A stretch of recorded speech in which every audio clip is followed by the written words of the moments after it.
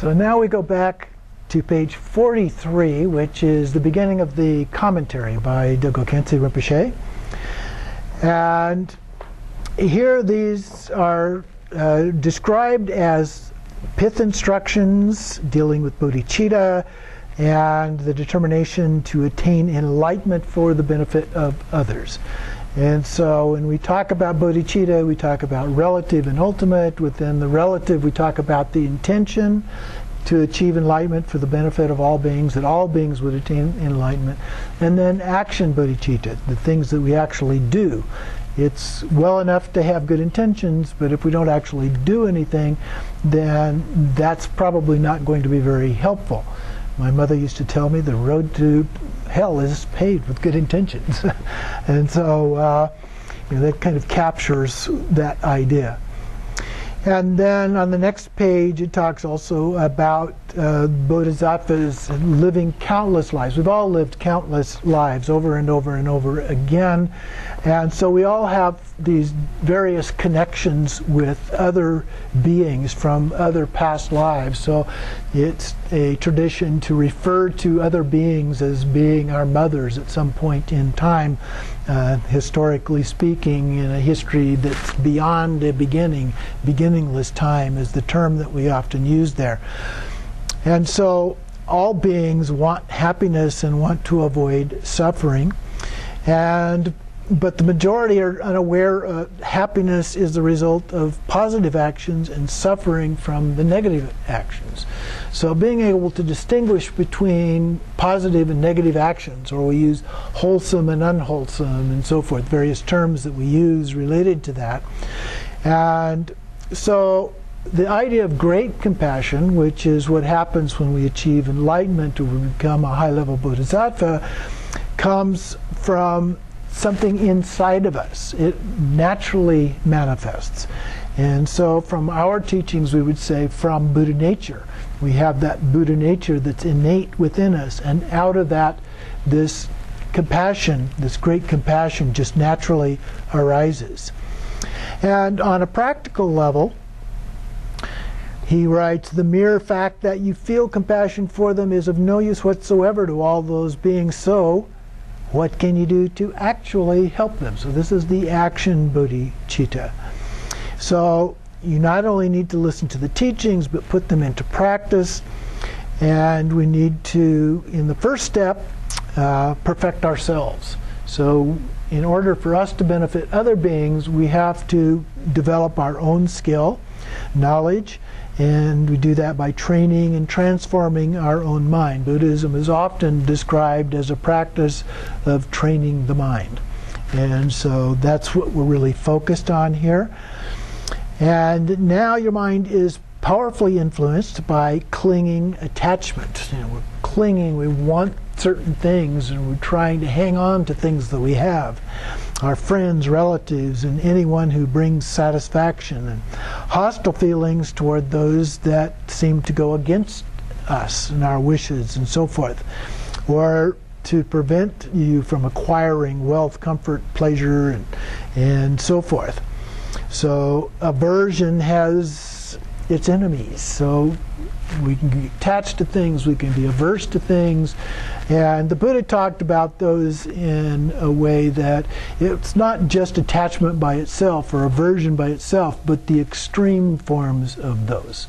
There's not a hard and fast line on exactly what the break is between those things, so we have to use some of our own reason to be able to determine those kind of things. But when we're not aware of that there even is such a thing, then we get ourselves into trouble. We become deluded or ignorant. And so we just do whatever we can to benefit ourselves and other people that we like as a part of that. So when we look into it, there are no such things as permanent, enduring friends or enemies. If all beings have at some point been our mothers, in the Buddhist tradition, that's considered to be a loving relationship, although in the West sometimes it's considered not to have been quite so loving as that. But we're talking about it in ideal terms here. So So if they're at one point our mothers, and yet at another point they may have been our enemies. So we can go back and forth, or they can go back and forth, and so forth, depending on the particular lifetime, the particular experiences, the things that we're craving after at that particular point in time, where that other being happens to be at any particular point in time, and so forth. So everything that you have done motivated by attachment and aversion will have created within you a force that will propel you to the next life, in which you will experience the result.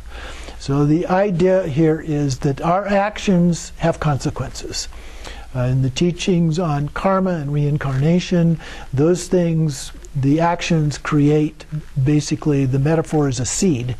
And that seed is implanted in our consciousness. And when our consciousness is transferred to another being through the death and reincarnation process, then under certain conditions those seeds will ripen.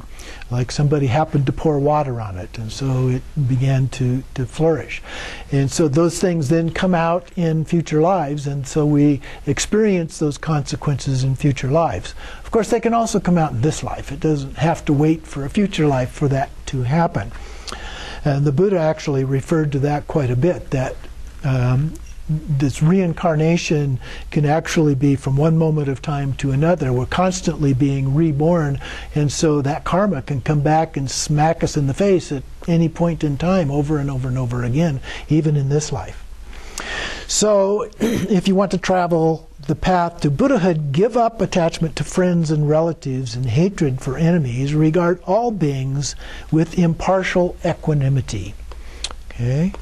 Now that doesn't mean that it has to be absolutely neutral, but you can, we also talk about loving kindness and compassion and so forth. So there is a different experience that we can have, but the idea is different from attachment and aversion. So it's not necessarily just neutral in between. So when we talk about equanimity, the idea is that we treat all beings the same. So we can be loving toward all beings. We can have compassion toward all beings. So it's not really a neutral position. On page 46, toward the bottom of the page, he has a quote from Shantideva. All the joy the world contains has come through wishing happiness for others. All the misery the world contains has come through wanting pleasure for oneself. One of my very favorite quotes of all time. And so then he goes on to say the only lasting true happiness is that of Buddhahood. Actions with samsaric motives just result in suffering. Of course, there are different forms of suffering that we could talk about as well. The first level of suffering we talk about would be the physical pain, mental anguish forms of suffering, which is what the word usually means to us in the West. But it can also be suffering caused by change. We don't get what we want, or we get what we don't want, and things like that. So change can also cause a form of suffering. And then the all-pervasive suffering, which is a sense more of dissatisfaction, discontent, and so forth. And so, why can't we just have peace in the world? Those kinds of things. And so there's many different levels of what we refer to generically as suffering, even though a lot of times we don't think of it as suffering per se. And then so train your mind, so notions of friend and enemy vanish, and you perceive everyone as your parents, brothers, and sisters. So if we can go about our activities in daily life thinking of others in that way, doesn't mean you have to think of them as actually being that, but you think about how you would lovingly treat brothers, sisters, mothers, fathers, other kinds of relatives, then it changes your view, and it changes the experience that you have when you encounter other beings. And then at the top of 47, the view of the Bodhisattvas, and I would say all of Buddhism, is to let go of the whole idea of a truly existing self. And of course, when we use that expression, it's a little bit misleading unless you know what that word means in Buddhism. So the word true or truly in Buddhism has a very specific meaning, that's different than the way we commonly use the word in English language.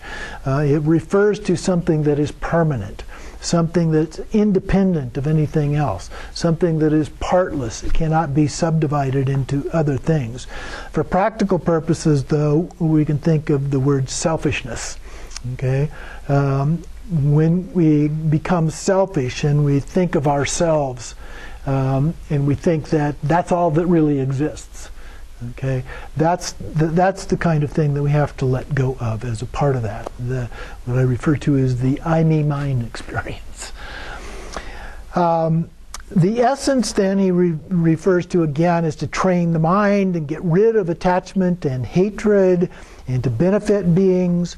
And so bodhicitta is defined often as the mind of enlightenment, or sometimes the heart of enlightenment. And that's because it's really heart-mind. It's oftentimes hyphenated together in the way that it's viewed by Tibetans as well as Indians before them. And so the essence is to be found here in this collection of verses. And this then gives rise to genuinely altruistic thoughts. As we look at these verses, we begin to develop our sense of altruism, which is the idea of doing something to benefit others without expecting anything in return. Now, a lot of times we'll do something for others because it makes us feel good. Now, it's okay if something makes you feel good, but if you're doing it because it makes you feel good, that's not altruism. Okay? That's doing it for a specific outcome. But in altruism, you would do it whether it made you feel good or not. That's the thing, because it's the right thing to do. Okay? So it gives rise to genuinely altruistic thoughts. And once bodhicitta is established in your mind, you will be able to possess the very root of all the teachings of Sutrayana, Mahayana, Mantrayana, Mahamudra, and great perfection. So that means it's a fairly important kind of thing for us to do, an extremely valuable thing for us to do. So on page 48, then, we begin with the opening verses that we read before. So first there's this short homage, Namo Lokeshvaraya. Namo meaning I pay homage, Loka, the world or universe, Ishvara, the all-powerful master. So the first line means, I pay homage to you, the Lord of the universe. And here it's referring to Avalokiteshvara, or Chinrezi. And so he here is said to be compassion itself. So oftentimes we tend to reify these deities, like Avalokiteshvara, Chinrezi, as being some real being. But what is real about this is the compassion itself. So it's like an archetype. And so it has a different meaning. We personify it as a part of that, but it's really the sense, the meaning behind it that is important here. And it means, in Tibetan, Chinrezi, it means he who sees all. So one who is the Bodhisattva, the ultimate Bodhisattva, so to speak, is able to see all of the good and the bad and so forth that's going on in the world. So this manifests in a form that is appropriate to help beings, as a Buddha, a Bodhisattva at the 10th level, a deity, a spiritual teacher, or even an ordinary person, or, and he says here, even an animal. You know, some of the best Bodhisattvas in the world are probably dogs and cats. There are others. There's bunny rabbits. I have some cute little bunny rabbits in my neighborhood and so forth. So they can manifest in other kinds of forms, but it depends a great deal on how you relate to them. They can want to relate to you, but if you're mean to them, that's going to hurt them, and they're not going to be able to relate to you in that way. So the compassion is a very important aspect of that. So the great Bodhisattvas, or even Buddhas, so a lot of Bodhisattvas are considered both to be Buddhas and Bodhisattvas. Chinrezi would be a good example of that. They simply appear to those who have pure faith and are ready to set on the path of liberation. So these appear in our mind. These are not physically manifest, although in some ways they could be manifest in a way if whatever that physical manifestation is provides us in some way with that same sense of great compassion, with that same sense of wanting to benefit other beings, then in that way the physical manifestation can indeed be a Bodhisattva or a Buddha. And next comes a more expanded version of the homage at the top of 49. Though he sees that in all phenomena there is no coming and going, he strives solely for the sake of beings. To the sublime teacher inseparable from Avalokiteshvara, the protector of beings, I pay constant homage with respectful body, speech, and mind. So here we're talking about the nature of all phenomena beyond such concepts as coming and going and so forth. And so out of our compassion, we work for the sake of all beings and show them the path to the best of our ability. Now, we can be bodhisattvas by just simply taking the bodhisattva vow. But in that process, we make a commitment to do these kind of things. But there are bodhisattvas at different levels. And so we may not be at the highest level yet, but that's the bodhisattva ideal. That's what we want to become as a part of this. But we can start out at the very lowest level, just doing whatever we can to help other beings. So the spiritual master is inseparable from Avalokiteshvara, the compassion of all the Buddhas. So fully enlightened, he has also actualized primordial wisdom. So we have compassion and we have wisdom, or sometimes we say compassion and emptiness. And so those are the key factors that are involved in the enlightenment of being a Buddha. And so here with the spiritual master as the embodiment of Avalokiteshvara, we often think of His Holiness the Dalai Lama as Avalokiteshvara or Chenrezig, and he embodies all of those characteristics. But that includes both compassion and the wisdom aspect, and many different names, but one of the key ones is Dharmakaya, or truth body, even though it's not a body per se. And then in India, he manifested as a bodhisattva who requested Buddha Shakyamuni to turn the wheel of Dharma. In Tibet, King Songtsen Gampo. In our time, His Holiness the Dalai Lama and the 16th Karmapa are emanations of Avalokiteshvara. Padmasambhava also included in there. So there's been manifestations in countless different forms as a part of that. We tend to think of them in the form of human beings, which is fine, but as we pointed out in the list that we just read a little bit ago, it can be a lot of other things, including an animal. So Avalokiteshvara is the expression of the infinite compassion that dwells in the heart of all the Buddhas. And many other names. He gives a list of other kinds of names that can be applied there.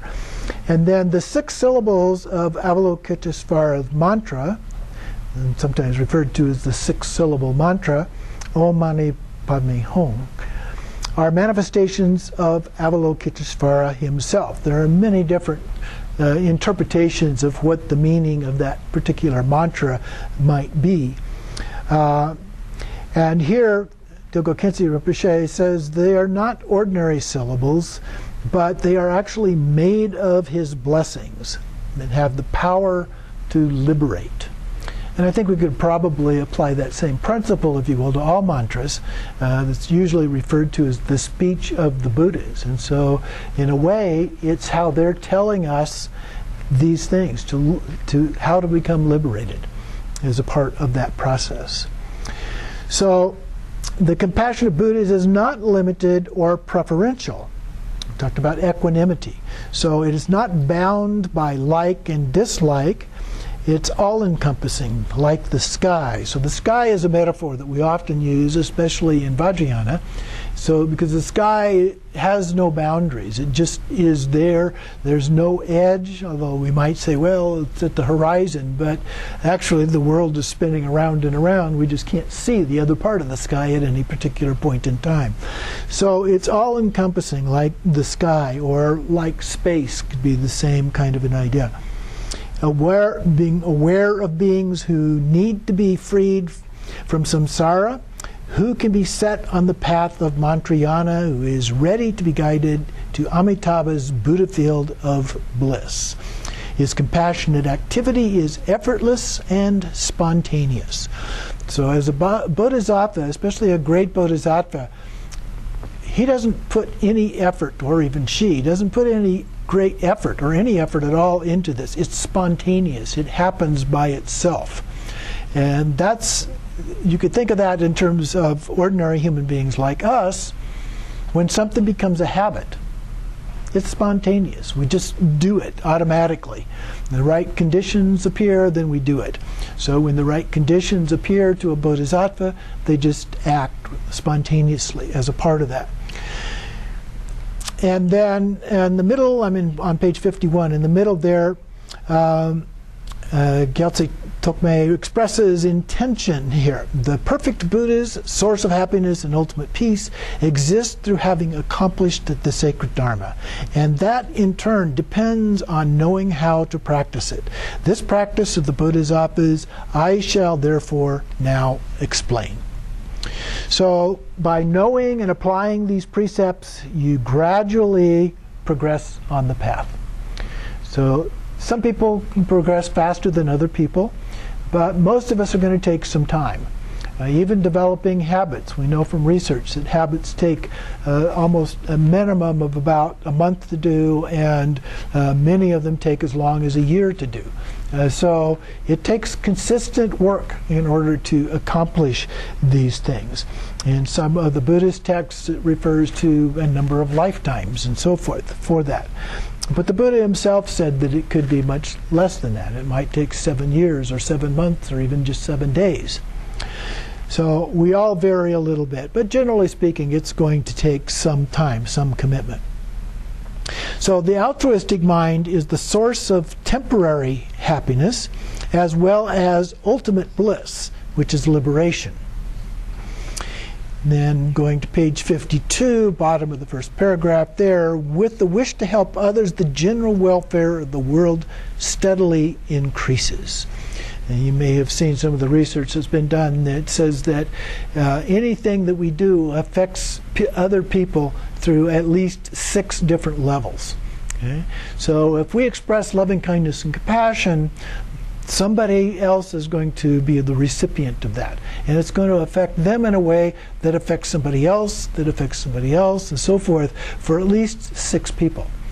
So this morning I read a short passage of a wish for world peace from Khenchen Lama, our spiritual director.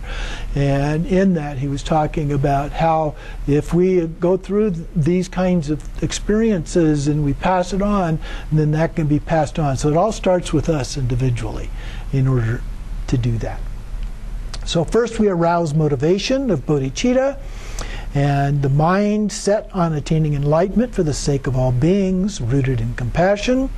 And then we combine means and wisdom, the relative and the ultimate together, in like the paramitas, like the 6 paramitas in this case.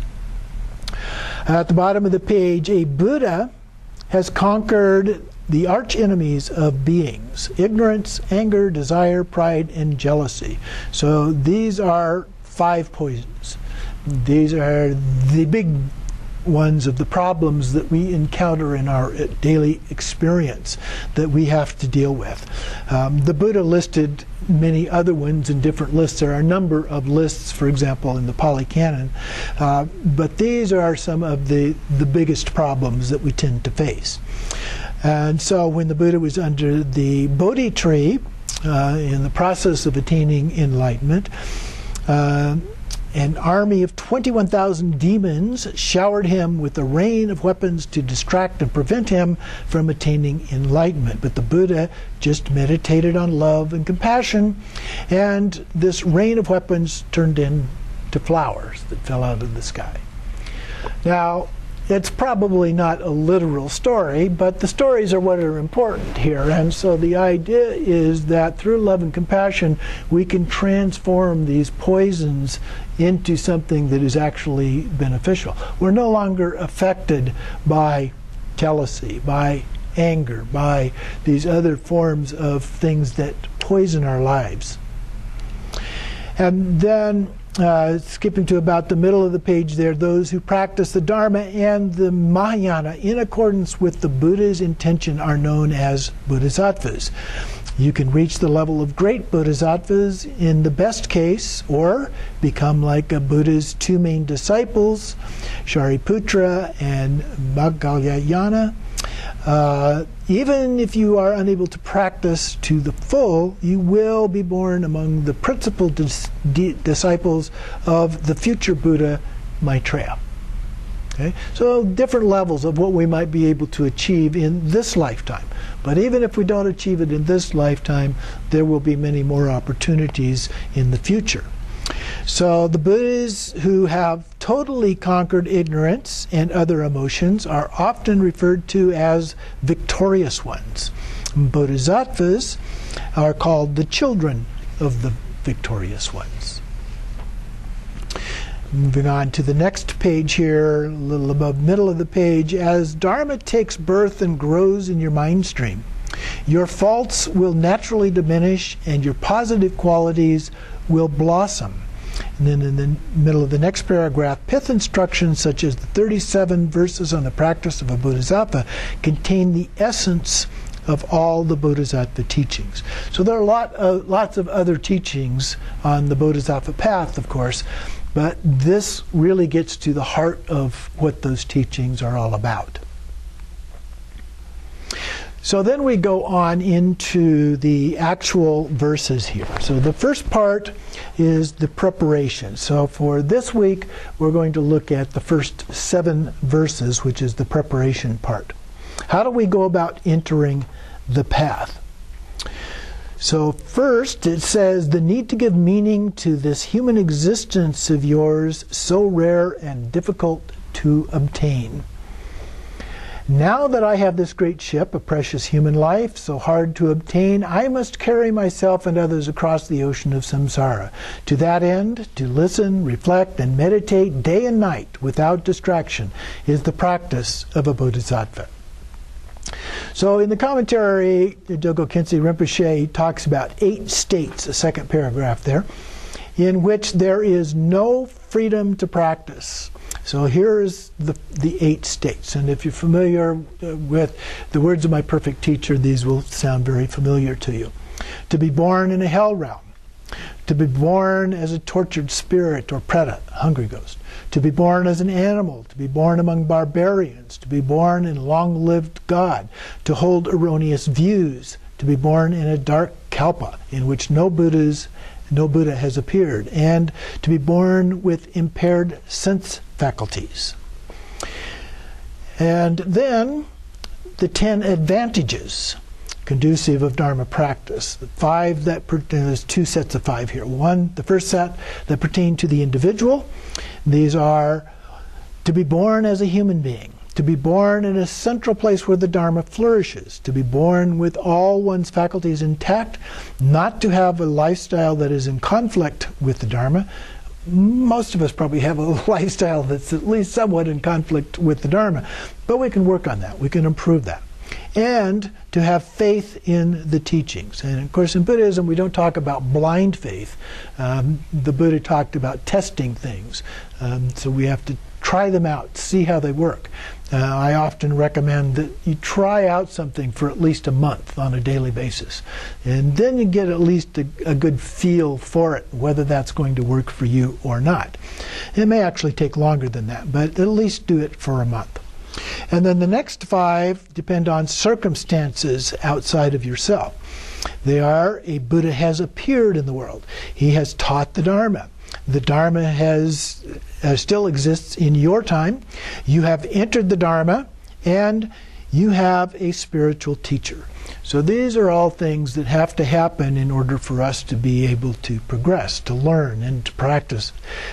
And then he talks about Longchen Longchenpa, who details 8 intrusive circumstances that cause you to drift away from the Dharma, and 8 incomparable propensities that limit your natural potential to attain freedom. Now, I'm not going to go through all of those, but the first set deals with circumstances that cause you to drift away, and then in the next paragraph, the 8 incompatible propensities that limit your natural propensity to attain freedom. But do look over those. Those are also helpful. And then the first part of that is this idea of the precious human life. And so what makes it precious are these lists that we're talking about right there, that we have this opportunity, and so we must not waste it now that we have that. We could think of it in other ways too. Those are the Buddhist ways of looking at it. But we also could look at it in the sense of, what are the odds that we would be born as a human being? You know, if you go back through thousands and thousands of generations, and a mother and a father with millions of sperm and hundreds, thousands, I forget how many eggs in the female, that particular sperm and that particular egg coming together to make you. And then the same thing happening for each of your parents, and then each of their parents, and so forth, going back. The odds get to be inestimable. They're beyond anything that we can even imagine. They make the federal deficit look like nothing. Okay? So we have this opportunity. We've been born here. We have this opportunity with all of these things that are in those lists there to accompany them, so that we can, in fact, take advantage of this opportunity and do something. So if we don't, there's no one else to blame. It's up to us to make that choice. So we have this birth as a human being, this precious human birth, and yet this is the example given here. It's like stars at daybreak. There just are not very many stars in the sky when the sun starts to come up. The sky starts to turn blue from black. The stars begin to disappear. So he compares it to that. Very few. And then to be born in a place where Dharma exists, so you can take interest and actually do the practice, again, is extremely rare. There are not a lot of those opportunities. And then to ignore the fact that death comes without warning. There's a little quote here. I'm on page 58. The time of death is uncertain, the cause of death unpredictable. So sometimes we think, well, I'll do it later. You know, I really don't have time now. I'm too busy with my job. I'm too busy with my family. I'm too busy with this. I'm too busy with that. But the idea that our life is just waiting around for us to get done with all of those so we can do it is also a fiction. And so there's no time better to do it than right now. Even if you don't have a lot of time, whatever time you do have is very precious, and you need to begin and do as much as you can right now. And then toward the bottom of the page there he says, think about why you are engaging in practice. Why are you doing this? Are you doing it to actually achieve liberation or enlightenment? Maybe you're just wanting to learn how to meditate in order to deal with stress in your life or other things like that. You know, there's lots of reasons people actually get involved in the Dharma, and oftentimes it's not actually enlightenment. But it's important that you know what it is that you're trying to achieve, and it can change. You could start out saying, well, I'm wanting to deal with stress in my life right now, but then you get into it a little bit more and you begin to think, oh, you know, I'd really like to achieve enlightenment as a part of that. So practice to free yourself and all others from the suffering that is samsara. Now, the word suffering, as I mentioned a little bit before, is used in different ways. in Buddhism than it is in the normal use in the English language. Not dramatically different, but it does have some differences there. So when we talk about the suffering in samsara, we're talking about a much broader picture than we are when we just talk about physical pain and mental anguish kinds of experiences that we might have. Even though there are those, there are other forms as well as a part of that. So our lives could be better. And there are things that we can do about that, even if it's just dealing with stress. Stress is a form of suffering. So help us deal with that. It is important to be aware of the extent of suffering throughout samsara. So here he talks about the three kinds of suffering that I mentioned earlier. He uses the term suffering upon suffering, which he explains in a slightly different meaning as well. So suffering on top of suffering. So the way that this comes together, this ceaseless round of suffering. So we're suffering, and then we're reborn, and we have suffering on top of that, and then we're reborn, and we have suffering on top of that. Those kinds of things. He goes through several different realms as a way of illustrating that. And then in the higher realms, the suffering of change. So human beings are the four root sufferings: birth, old age, sickness, and death, which are usually described in the context of those physical pain or mental anguish sorts of things. Or we do not get what we want, or we get what we don't want, and so forth. Very self-centered. We all want happiness, but we focus on our own happiness as opposed to the happiness of others. Then we have the demigods or asuras, and the constant fighting and jealousy associated with that particular realm. Again, focused on ourselves. And then the higher gods, who have a celestial life of bliss and enjoyment, but then that eventually ends when the karma runs out, and then they fall down into lower realms. And then above that, there are said to be even higher realms, the formless realms, which suffer from all-pervasive suffering. The deep and blissful contemplation that they have and so forth becomes exhausted. And so Buddhas look at samsara with eyes of their own omniscience and do not see it as an enjoyable place. They're seeing the suffering that's going on. They're actually aware of the sufferings of beings, and they see how senseless and pointless the temporary goals that we tend to strive for are. It is important to become more and more clearly convinced that the only thing worth achieving is supreme enlightenment or liberation. We're liberated from that suffering, is the way the Buddha described it. Then below the quote in the middle of the page, this is page 60, determination is the foundation. Unless you have made clear decision to turn back your back on karma, so what works for you? You know, is it positive or is it negative? Reciting prayers, doing meditation, spending years in retreat. All these things are going to be in vain if you don't make this clear decision that you want to overcome this suffering. You can say prayers till the cow comes home, so to speak, and it's not going to be that helpful. Probably has some benefit, but it's not going to be that helpful until we achieve liberation. So the idea here again is a push toward making that choice, that decision, that commitment. So contemplating death and sufferings of samsara, and you will not want to waste a single moment. So when we do the four thoughts that turn the mind, one of the basic parts of the Nundro practice of our tradition, and part of that is the precious human life, and also the sufferings of samsara. We look at those, and so the whole idea behind those is to change our mind. The four thoughts that turn the mind. Turn the mind is the key there. We're trying to change our mind, to make a commitment toward liberation.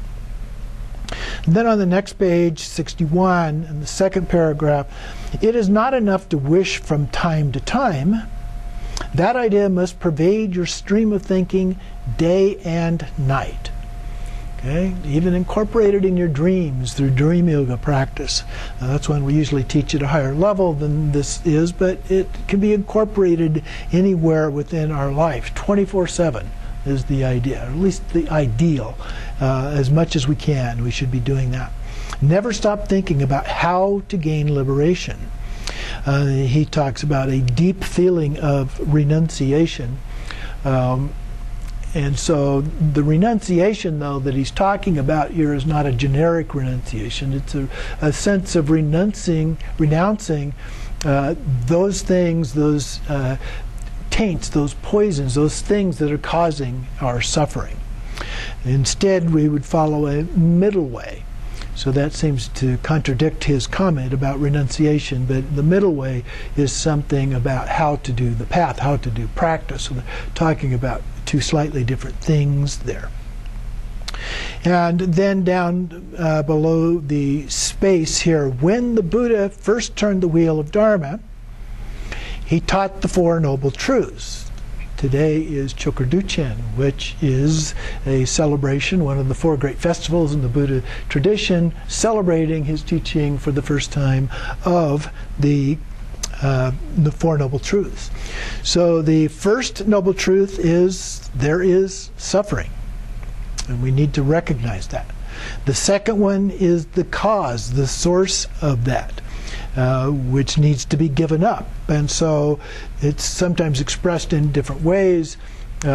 Ignorance, fundamental ignorance in the true nature of things is one that we use very commonly as a part of that. Sometimes it's a lack of understanding the true nature of things, a slight variation of that. So these various negative emotions, mental factors, the ideas of these different obscurations he lists here: desire, aggression, ignorance, pride, jealousy, there's 5 poisons, and so forth. The third noble truth is that there's a path. Now, a lot of times that's actually listed as the fourth noble truth, so they've put them in a little different order here, but that doesn't matter. The path, there is a path, there is a way to get out of that. And then the fourth noble truth is the cessation. That is the stopping of that, and consequently we are released from that, we achieve liberation. And so the first step then is to listen to the teachings. You go to teachings, you listen to those. You could study a book on those. That's also a way of getting teachings. The second step is to reflect or to contemplate, to try to find the meaning of the teachings. So you receive the teachings, but then you need to think about it. What does that really mean? What is the teacher trying to say to me? And so we could use things like the 4 reliances, one of the things that I think is important in doing this. So it's not the teacher, it's the words. It's not just the words, it's the meaning of the words. And it's not just the meaning of the words in the relative sense, but in an ultimate sense. And then it's not even just in the ultimate sense of the words, but the direct experience of that. And so that's a part of what happens oftentimes with the contemplation, but also with the practices that we do as well. So that's the second part. Then the third part is about the path. So realizing the meaning through that inner experience, the last of those 4 reliances, and then assimilating it into our being. We embody that meaning through meditation. So we reinforce it. So we first learn about it, then we think about it, and then we begin to embody that. So then spiritual qualities naturally arise, and then Buddha nature, Tathagata Garbha, is present in all beings. That is said to be the reason that we can achieve enlightenment. If we didn't have that, we would not be able to do that. But it's hidden by different obscurations. So it's like a nugget of gold that is in a clump of mud that has turned very hard, and you don't see it, and you even try to wash it off and you still don't see it, and you wash it some more and you still don't see it. But if you're persistent, if you stay with it, eventually the mud softens up and washes away, and you're able to see the gold, and all of the mud and all of the dirt that was attached to it has gone. So at the bottom of page 62 there, he says that this text is the essence of all of the teachings on how a bodhisattva should practice. So devote yourself to practice again and again and apply them. Eventually you may wish to go on a solitary retreat to meditate deeply upon them. And I highly recommend doing retreats. If you have an opportunity to at least do a one-week retreat, that's great. If you can do more than that, a couple of weeks or a month, that's even better to do. So there is nothing, however difficult, that cannot become easy through familiarization. The word meditation in Tibetan actually means familiarization or habituation. So what we're doing when we meditate is we're creating a new habit. You know, we can think of it in terms of neuroscience as creating new neural pathways in our brain. And so those become habitual, and the more that we do that, the easier and easier it becomes. And that's when we talk about embodiment. We embody those things that has become complete habit for us.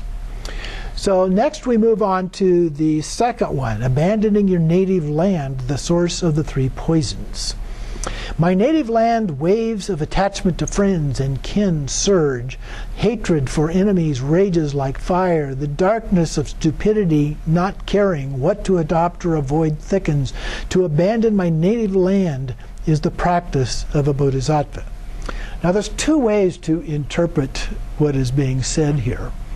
The first way is fairly literally, I need to get somewhere else because this is not working for me here.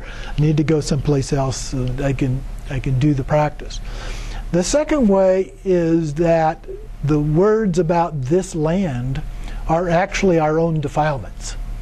And so what we're getting away from is our own defilements, not where we live in a normal physical manner. So keep those in mind as we go through these comments here. So the meaning is to leave behind the emotions of attachment, hatred, and ignorance that are most active in our relationships. Okay? So that can be interpreted in terms of either of those two approaches, leaving them behind, either leaving them behind physically by going somewhere else, or leaving them behind just from within ourselves through the practices. And so we have this sense of focus on wealth and happiness. We're preoccupied with that, we're involved in this kind of constant pursuit of ordinary goals, or we get involved in various meaningless activities that we just kind of fritter away our precious time, TV, social media, all those nice things. And so in the middle of page 64 he says, rather than stay near people and things that are liable to arouse attachment and resentment, go to a completely unknown place. I don't know in this day and age where there is such a place that's completely unknown. I had a student the other day that wanted to go up on Mount Lemon to get away from people to meditate, and everywhere she went there were hordes of people. So it's not as easy to get away from people. Sometimes it's easier to get away from people in your own dwelling than it is to try and go out on a mountain or a forest somewhere. So he also has a quote here. Go hundreds of miles away from places of dispute. Don't stay for an instant where disturbing emotions prevail. So the second view would be you overcome your disturbing emotions, and so wherever you are is fine. In fact, there are some texts that say that the best place is your own body. Okay? So when you get, sometimes in the beginning we have to do something a little bit more than that, but eventually that may be the case. So he quotes Longchenpa here, ordinary worldly activities are like a swamp that engulfs the elephant seeking cool. Affectionate relatives and friends are like jailers detaining you in samsara. The pleasures of this life are like a bone being gnawed by a toothless old dog. And then the entanglement in desire or aversion towards sensual experiences is like honey into which an insect falls. Seized by fear, throw them all away. So once you have left home, either physically or mentally, the country, family, friends, and work, worldly work behind, you will have nothing to cling to. Okay? We'll let go of all of those things. So one of the downsides of trying to do this in a physical way is that sometimes those things follow us. They go along. So we go up and we find this nice place to meditate, and all of a sudden we're thinking about something at work, or we're thinking about a project, or we're thinking about a friend or somebody that's sick or something else. So all of these things keep coming with us even though we've gone to try and get away from those things. And then the third one here is living in solitary places, the source of all good qualities. And we can do the same thing here. There are two ways to interpret this particular one. Usually it's interpreted in a more literal way.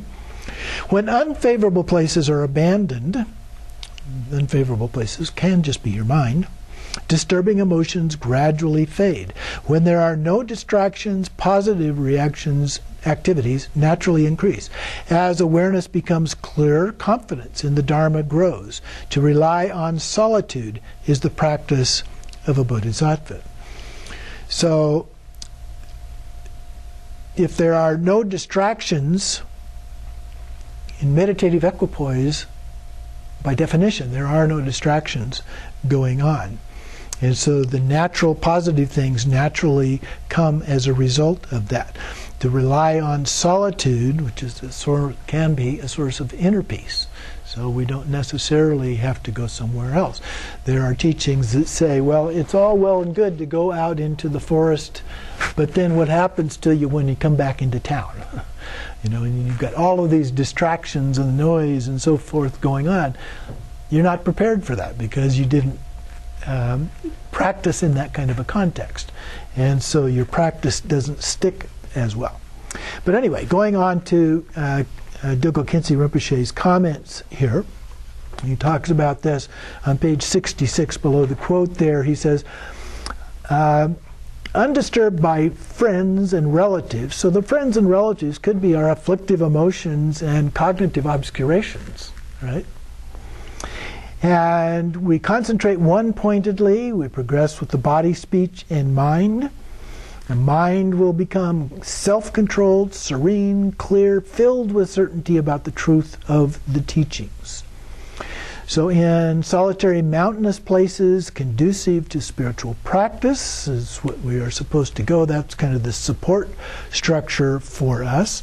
And then he quotes Shantideva, and so revolted by our lust and wanting, let us now rejoice in solitude, and a mind at peace. In places where all strife and conflict cease, the peace and stillness of the greenwood.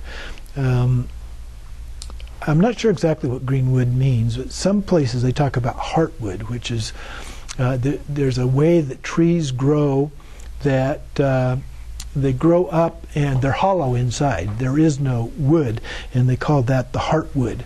And I don't know if that's what the greenwood refers to or not. The little footnote there doesn't really say.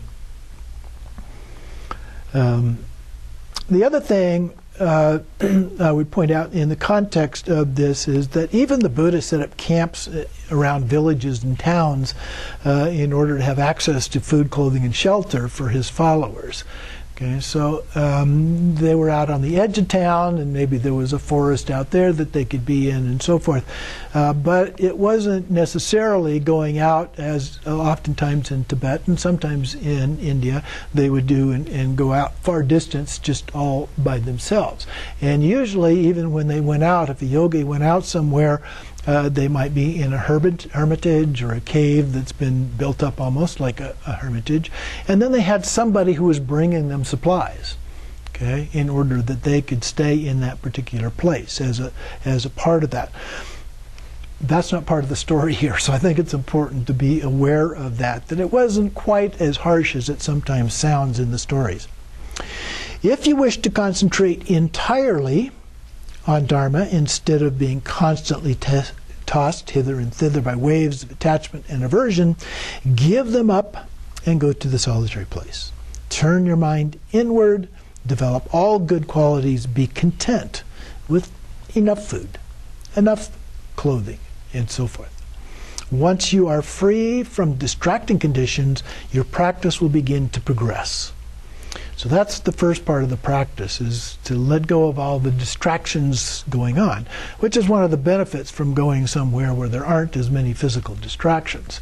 The downside being that then you're not as well prepared to deal with them when you come back out of that. But some people stay in them for many, many years or the rest of their lives. Anyway, your practice will begin to progress. And so then he says, like beggars, a solitary place, but that's a kind of a conflict in a way, because you have to have somebody providing you with supplies to do that. So in that context, you're not really a beggar. Beggars tend to live near towns and villages and so forth, where they can go out in the morning with their bowl and get food and sometimes clothing and so forth. So every single month in a quiet and lonely place, like a retreat, if you will. And he quotes Atisha in the next paragraph, until you have attained stability, distractions harm your practice. So adding to the importance of dealing with those distractions in the beginning. And then a couple more paragraphs down, practicing Dharma might initially seem very hard, but these difficulties will gradually subside. So don't get too rushed, be patient, be persistent, and then a couple more lines, your efforts will bring you joy. And then it becomes progressively easier, you attain increasing confidence, and your capacity to endeavor keep on growing. And then in the middle of this last paragraph, you will evolve from a mediocre into average, from average into excellent, and then as you go deeper and deeper into the meaning of the teachings, or as you go deeper and deeper into the meaning of the teachings. And so we do progress, we do get better, but we have to practice with patience and persistence and stay with that. It takes more effort in the beginning, but it gets easier as you go along. The sign that you have fully assimilated your learning of the Dharma is that you become peaceful by nature. Now, the Buddha talked about nirvana as being peace. You know, we might say peace of mind. So having this peaceful nature, things don't bother you as much. You're able to stay in that state of equanimity. The sign that you have assimilated your meditation is that you are free from obstructive emotions. So you don't have things causing you to get anger, you don't have things causing you to be jealous, you don't have things causing you to have attachment or greed after things. Your eagerness for deluded activities of this life will relax, and you will yearn for Dharma instead. So that's a sign when you're really wanting Dharma, and the other things, maybe you indulge in them from time to time, but that's not the core. That's not what the real thing that you want and try to pursue. Anything you do is in accord with the Dharma. Anything you do that is in accord with the Dharma, however small or trivial it may seem, will be beneficial. And then he quotes from the Sutra of Wise and Foolish. Do not take lightly small good deeds, believing they can hardly help, for drops of water one by one in time can fill a giant pot. So again, we're using that, even small amounts, can be very helpful. And then he comments, even if you practice only for an hour a day with faith and inspiration, good qualities will steadily increase. Regular practice makes it easy to transform your mind.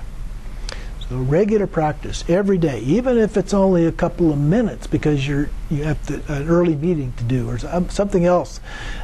Any little thing that you can do, just take refuge. Any little thing can be helpful. You will eventually reach a profound certainty in the meaning of absolute truth. The main hindrance is distraction. Okay? So now is the time to do something about that. Then the fourth verse, giving up concerns of this life by reflecting on impermanence. So impermanence is also one of those things that we see in the four thoughts that turn the mind.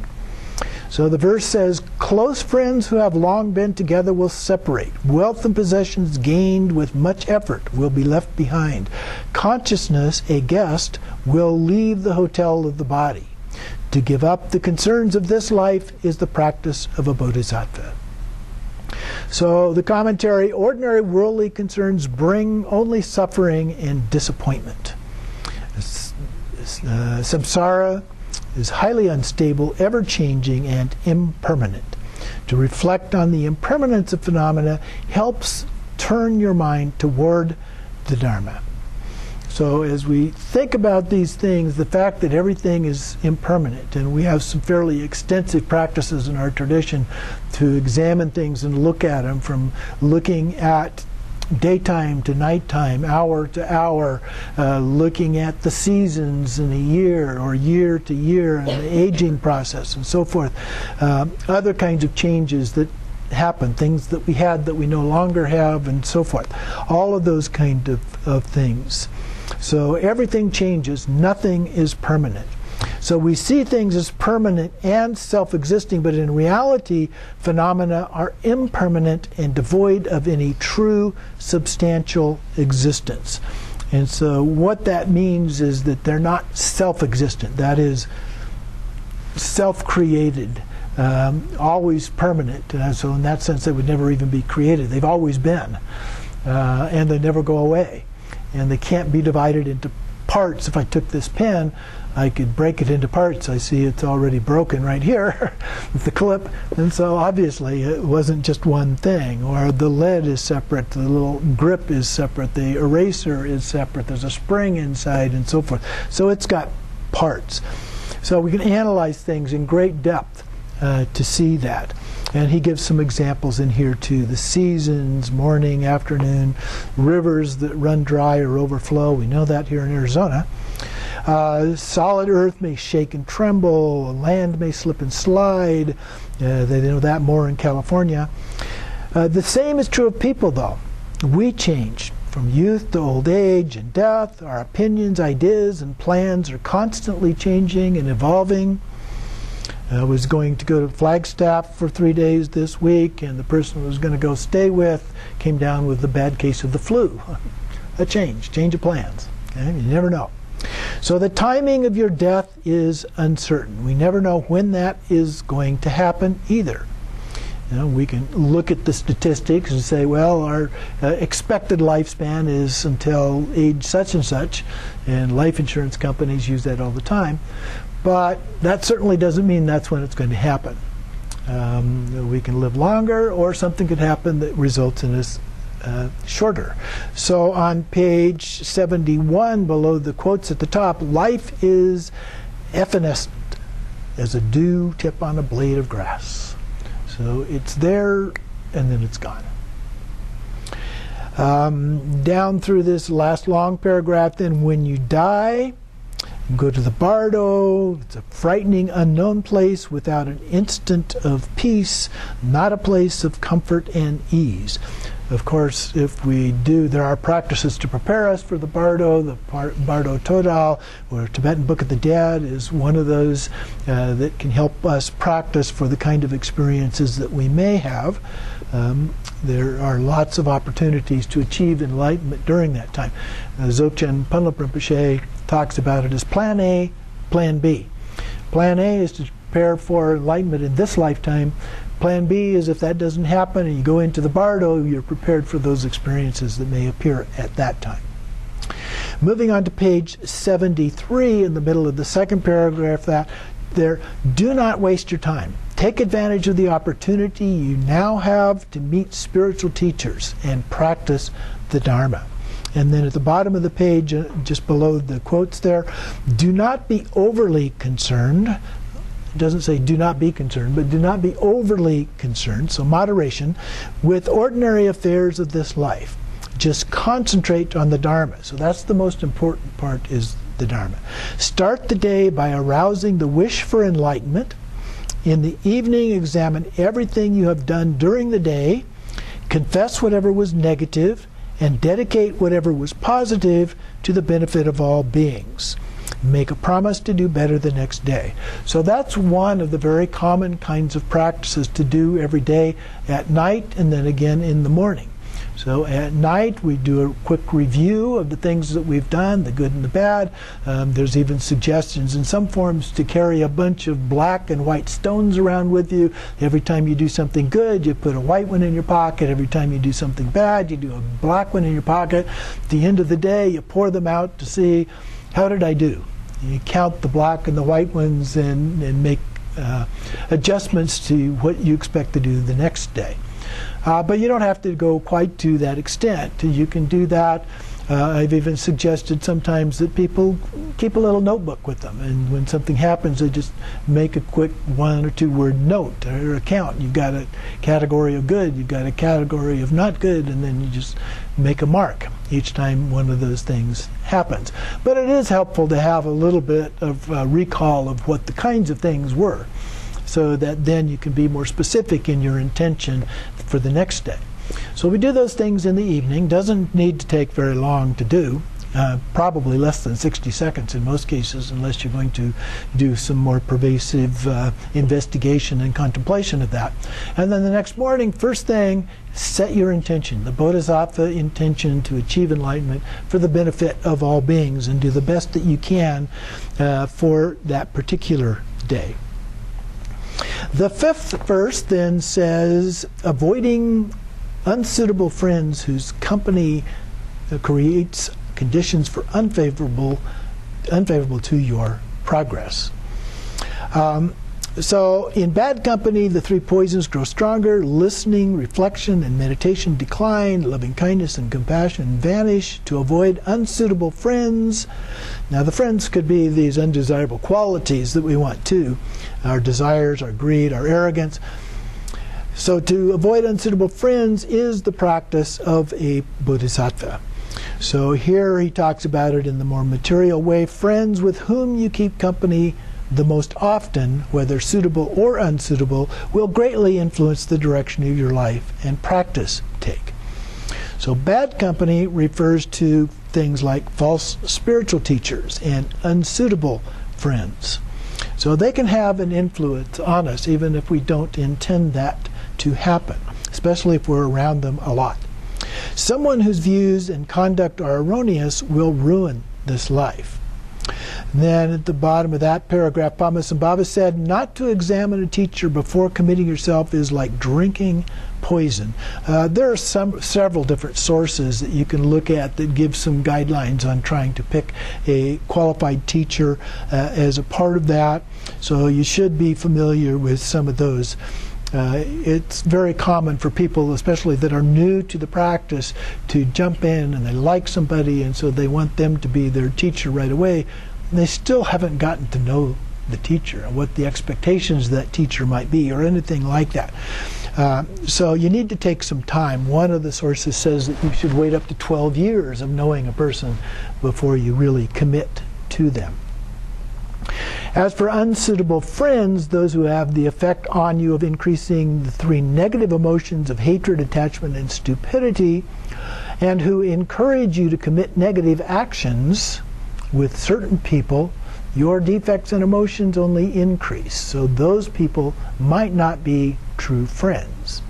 There's a saying, when you are a turbulent person, you will be carried away by distractions. When you are with a greedy person, you will lose everything you have. When you are with a comfort-craving person, you will be preoccupied with petty things. When you are with an overactive person, your concentration will be scattered. I would probably change will to may, but nevertheless, you get the point of what they're saying here. An unsuitable friend is one who is fond of distractions, totally immersed in ordinary worldly activities, and who does not care in the least about achieving liberation. And then in the middle of that paragraph, such people will prevent you from spending any time studying, reflecting, and meditating. So they're going to want to consume all of that available time. And then you will lose the qualities, especially those of compassion and love. So stay away from them.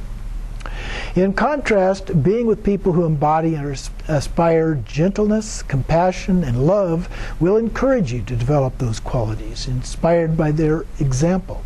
Authentic spiritual friends are those who have received teaching from the same teacher as yourself and detached from worldly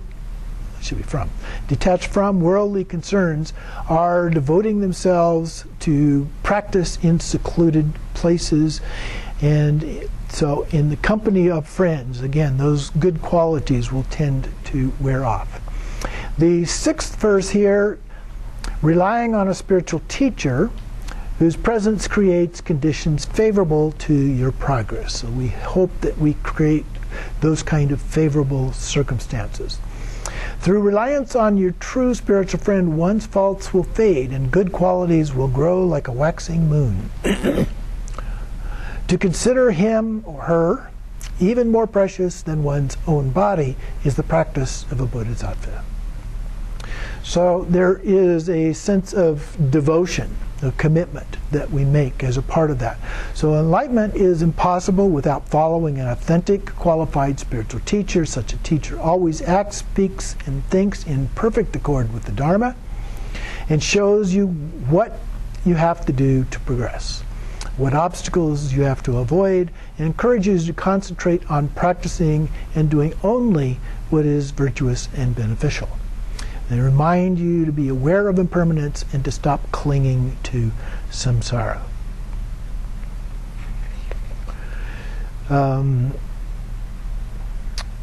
We're about out of time here, so I'm going to skip over some of these. On the middle of page 77, next to last paragraph, there are three main ways to fulfill wishes of the teacher. The best way is to put his or her instruction into practice and spend your whole life experiencing the essence of the teachings and attaining realization. We'll skip the other two, but that's the best way. Let's go on then to the seventh one on page 79. Going for refuge, the entrance to the Buddhist teachings. And so, whom can worldly gods protect themselves imprisoned in samsara? So they are already imprisoned. How can they protect someone else? To take refuge in the three jewels, Buddha, Dharma, Sangha, who never fail those who they protect, is the practice of a Bodhisattva. So the three jewels would be an outer form of refuge. There's also the three roots, which is the Guru, Yidam, and Dakini, or sometimes Dharmapala, would be, or protector, is the three roots. That is the inner form of refuge. Secret refuge is usually the three kayas. So we'd have Nirmanakaya, Sambhogakaya, Dharmakaya. And then he doesn't mention it in here, but the most secret is our own innate Buddha nature. So there are 4 different levels potentially that we could use for taking refuge as a part of that. And he goes through and explains each of these a little bit as a part of that. So I've condensed that a little bit, but go through and read these, and if you have any questions about these, then bring those up next time. Maybe we'll go ahead and start with part of the commentary on that with our next week teachings.